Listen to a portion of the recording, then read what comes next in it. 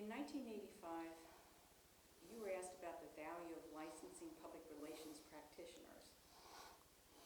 Now, PRSA's opinion at that time was really negative, but Ed Bernays fully supported that idea. So is it time now in 2008 to revisit this discussion on the value of licensing PR practitioners? And do you think it would make a difference in the perception of the profession by the average American citizen? I think we tried hard with the accredited thing that PRSA has, and we found that a lot of people don't care enough or haven't cared enough to even go through taking those tests. We tried to make it a requirement, and that didn't work. I don't think licensing is necessarily the best way for us to go. You know, you go to a doctor's office, and he has a license. You go to a lawyer's office, they have a license, or she has a license on the wall. But you don't go back to them because they have a license on the wall. You go back because you have a one-on-one relationship with them. And in this business, everything's relationships. Relationships with your wife, your employee, your children, your comrades, and your friends. And I think just getting a license is not going to make the profession better. The only thing it might do is help us kick a few people out that shouldn't be in the profession. But I think we can expose enough of those by exposing their misbehavior enough to maybe get rid of them, make them uncomfortable enough. But I think licensing isn't going to do the trick nearly as well as building a relationship with people. I like to go to a doctor that I trust, that I believe in, that's going to tell me the truth. I want to go to a lawyer that's going to tell me what I should do and how to do it properly. I don't want to go to them because they have a license.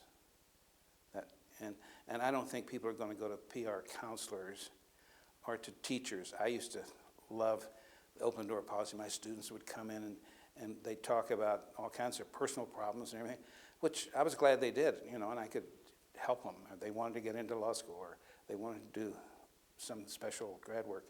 And I was glad to help and talk with them about it. And I was glad they came to ask because I think they thought I would play fair, tell the truth, and work with them and help them. And that's what this business is about. I think you earn your reputation, and that's in a corporation. I used to say, we're just a little communications department in the middle of a big, huge corporation. We're here to help everybody that has any kind of a communication problem come in. We'll do what we can to help you. And one day a guy came in and he said, Jack, I'm in the lowest level of marketing and sales in McCormick. We sell the spices to the people that make sausages and things like that. Not that there's anything wrong with them health-wise, but it just doesn't have to be top quality gourmet. But he said, it's the tough part of the business. And he said, I don't have a budget and I need to have a sales meeting. And I said, well, what are we doing? He said, well, you're already helping us with some advertising. One of your staff people is doing the ads for us, and it's called New Direction in Flavor. And I said, okay, let me see what we can do about it. So I called in the young lady that did my creative advertising, and we started kicking around ideas. And I said, New Directions in Flavor. I said, Diane, call the Maryland Highway Commission and see if we can't borrow some of their road signs. Detour, stop, red light, soft shoulder, yield, all those kind of signs. See if we can borrow some of their signs, and we'll use those to decorate the big ballroom where they're going to have the meeting. We won't have to pay any money for them. And we hung it up with the little kind of wire that you use in fishing, that's clear plastic. So you can, when you walked in that room, and she was a good enough sales lady that they gave her every new sign they had, including the actual traffic signs that blinked on and off red and green. So the room looked marvelous by the time we got it decorated. And he came back afterwards and said it was the greatest sales meeting he'd ever had.